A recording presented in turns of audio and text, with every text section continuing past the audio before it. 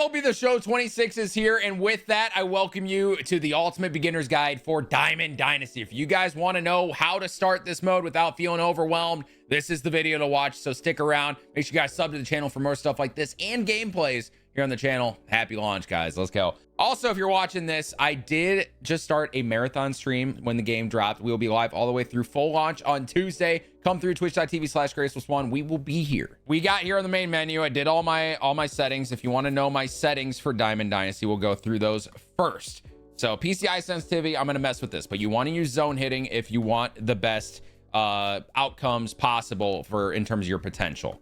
Now it's harder, but once you're good at it, you're going to get better outcomes than the RNG based other things. PCI center, I use circle, starfighter, inner. Outer, I use none until I get to Hall of Fame and above. Then I use outer and no inner. I like the yellow color, opacity. That's all preference though. I don't use anchor, but if you were, those are the settings for it. I use analog select for the base running. Pinpoint pitching is the best in terms of less RNG, but there's a skill gap there. You got to be good at it. Pitch trail I like on, so I can keep it. Pitcher delivery, I'm having stretch only just for offline modes, and that's it. Buttons accuracy is good for throwing. You'll have less errors as long as you're good at it. Throw canceling on, I like. The auto reaction stuff is good when you can't exactly, do the best stuff. Camera wise, I use strike zone hitting view and outfield pitching view. A lot of people like to use strike zone for pitching view as well. I just like it because it's a better viewer experience for you guys when using outfield. It's more standard. But it's different than broadcast because broadcast changes based on what stadium you're in. Outfield does not. And then otherwise, that is about it. If you want your perfects to be super loud, go to audio and turn up sound effect volume. Besides that, that's the settings. Now and later packs is a question in the chat right now. We will get those on full launch on Tuesday. You should have Twitch drops off rip though. All right, we're going to try to load into Diamond Dynasty. Hopefully this works. And here we are. This is where you create your team, main colors, accent colors. My coloring is usually like orange and black, so we will do that. I'll mess with jerseys later, but for now we'll just do that. Accent color can be, and then accent color can be like a gray. Team location, Twitch, YouTube. You know what I mean? Make sure you guys follow Twitch, sub to the YouTube, etc. No force played moments. That is what I have heard. That was the rumor, and I love hearing that. Normally there's a tutorial, but if you guys have played this mode before, you don't have to play it. All right, so now that you have all that done, team name. Did they add swans this year? Probably not. I'm probably still going to have to be the ducks, and that is the fact. So we'll go to a different aquatic bird in the ducks. Bang. Advance. Now here's where you get to a point where it kind of shows off the mode a little bit. Talks about it. Play ball competitively in rank, team up in co-op, go solo to earn rewards. We are going to go over all of this. So we start now. You do not have a tutorial this year. Normally you do. So that's why this video is probably going to be great if you're overwhelmed, because there is a lot going on in this mode. So first, on the main menu here, you have a bunch of things that you can do. The starter program, WBC collection, 5 collection, player pools, XP reward path. There's a lot to go over here. There's a lot of content. They said this is the most day one content they have ever dropped. Now I want to go over here, recently earned. So apparently here you can see all the cards you've recently earned, which is a new thing. So starter program is great for you guys that are just kind of getting into this for the very first time. And we're going to scroll over to progress so you can start there. So if you scroll over, RB over to progress at the top, looking for new rewards, complete programs, get exclusive players packs, XP stubs.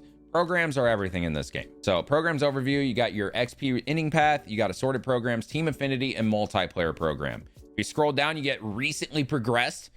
So this will show up when you actually progress in a program, and you'll be able to see all the ones you're currently working on. Player updates. So as you earn PXP, parallel XP. So as you earn players, you can actually improve them, I guess you could say. So each level you see here, that one Roman numeral, 500 PXP, you basically use these players and you earn parallel XP from anything from innings played to hits to strikeouts, all that. And when you do that, you can upgrade a player and they get a boost to their attributes, +1 to all their attributes. And then they have mods that we'll get into later that they just added this year. But you can see your player upgrades. So as you go, that's what they look like. Ooh, I have Grant Taylor. I like him. And then stats and standings. This is all of your, My Legacy. This is where it keeps track of all your stats. You can get rewards for, like runs scored. You score 2750, you get that icon and that bat or whatever. Example. That doesn't matter as much. We're going to start with programs here. So the XP inning path. This is like the main overarching thing that we're always working on. So as you get XP, it goes towards this. And as you get XP, you get rewards. So at 3000 XP, you get a pack. A Ballin' is a Habit pack is a pack with juiced odds, essentially. You're guaranteed a gold or higher. You get stubs. You get 5 packs. And then you get a gold pack for the World Baseball Classic. A lot of the content in the game right now is World Baseball Classic. So if you click Y or it's triangle on PlayStation, you can see all the players in here. And you will get a random one of these players to add to your squad as a gold player. Pretty good. At 55K, you'll get Gleyber Torres. And these player items, as you get them, you can choose to use them or you can sell them on the marketplace, which we will go over as well. As you keep going, eventually towards the end there, you'll get some better players. You'll get some bigger rewards. You'll get a 90 overall, your first one potentially. And then at the end of these programs is boss. It is a boss pack. So you get a choice between these 2 players. So whenever you see a pack like that, where it's more squarish like that, it's a choice. It also says choice on it. And you'll be able to choose either Munetaka Murakami or Ronald Acuna. And then as you get past 500,000 XP, every 30,000, you'll go around that wheel and you'll get a random reward that's shown right there. And this is from gameplay XP, missions, like win a mini seasons game, 10 hits in a diamond quest. Those will both get you rewards, which are on the right there. Austin Wells exchange players and receive World Baseball Classic Austin Wells. Was not aware this was a thing. That's kind of cool. So you can get a diamond Austin Wells just from exchanging players. Now we have assorted programs. These are other programs, theme programs like the starter program. This is probably where you should start if you're new to the game. Starter program, you get a gold Troy Tulowitzki and a gold Aaron Judge, gold Albert Pujols. You get a bunch of the gold Felix too, and some packs and XP. I would start with the moments here. So each one of these is a moment. You go in and you play it and you try to get the thing that it says. So tally 1 hit with Aaron Judge and you'll get 3 stars towards this, and you'll get Judge and this banner. Next is stat missions. So as you're playing the game in any of those modes that it has listed there, you win a game, you get 3 stars. You get 5 total hits, you get 3 stars. That's what these missions are. Next is collections. So you can collect common players. So there are levels of players: common, bronze, silver, gold, diamond, and now red diamond, which is 95 and above. So they're based on overall levels. Any common, so bad players, you can select 9 of them and you'll get 5. Same with unlockables like stadium sounds, stuff like that. You can exchange those, and bat skins as well. Now you have exchanges where you can exchange common players and you'll get 5. So instead of collect, these are where they locks it into your inventory and you have them forever. Exchange is where you put them into an exchange, you lose them in order to get something. So collections and exchanges is a little different. And then starter showdown. Showdown is a mode where we'll jump in here. In showdown, you'll draft a squad and you'll have to battle your way through. So example, in the starter showdown, you'll jump in here and you start a draft and then you have to use that team to beat these mini bosses. So you would jump in and it says here that you're probably going to be down a couple runs and you get like 10 outs and you have to score the runs in that amount of time or you'll lose. And then if you win, you get 100 subs, plus for the current squad you're using for the showdown, you get a diamond live series hitter and a diamond perk. And you apply the perks to make your team better for that showdown specifically. It's only for the showdown mode, doesn't affect your main stuff. Next is team affinity. Team affinity is massive.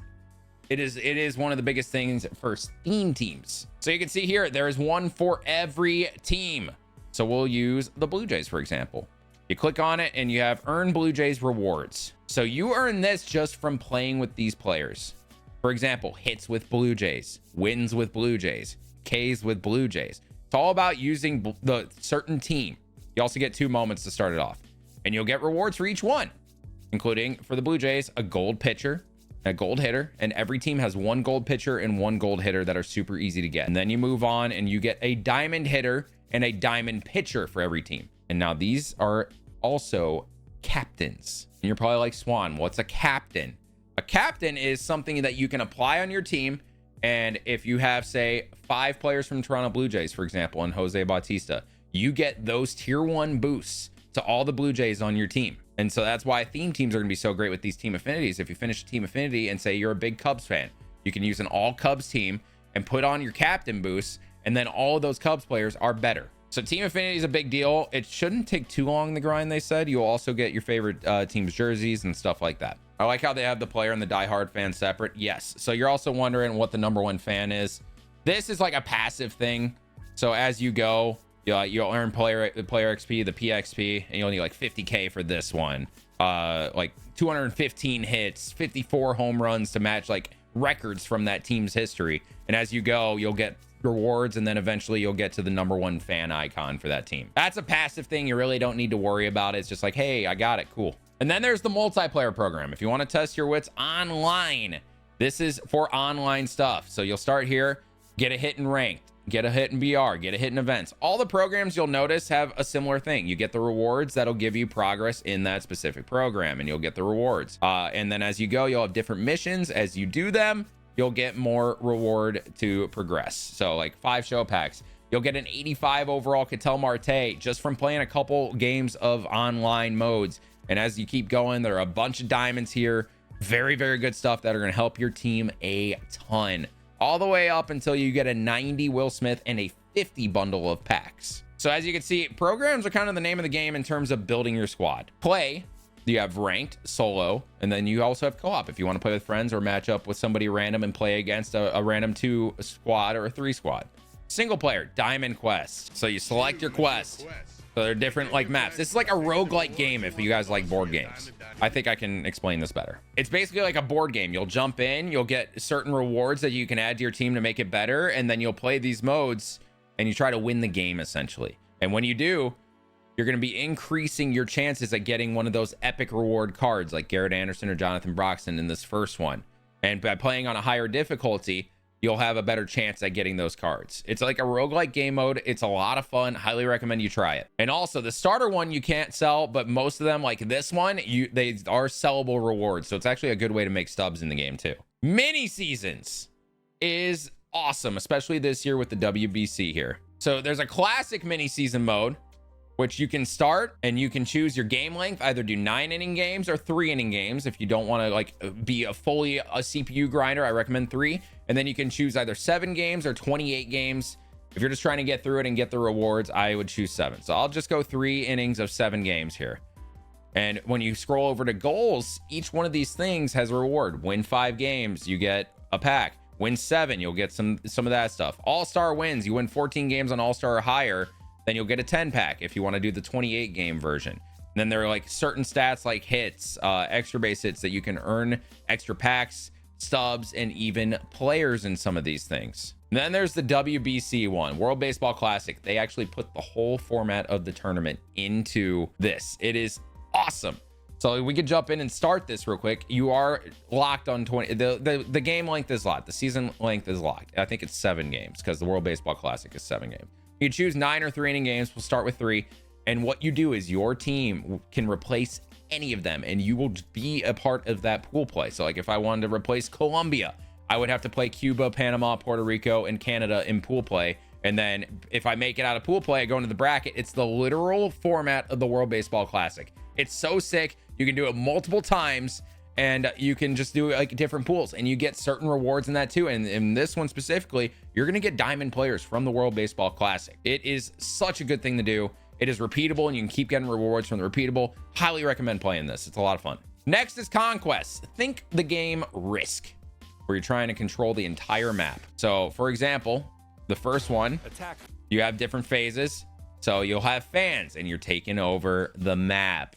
And as you go and you run out of space here, you'll get the reinforce phase, where you can add more based on how many territories you have. You'll get more fans to add. And then you can move fans. So like you can move them around. I'll move this 3 over here. As long as you have connected spaces, you can move them across your territories. And then you can attack. And you can simulate the game, or you can play the game. Also, I was not aware you could simulate. Oh, this isn't a stronghold. So they're different things. So like this one, if it doesn't have their logo on it, then you simulate always. It's just not worth playing these.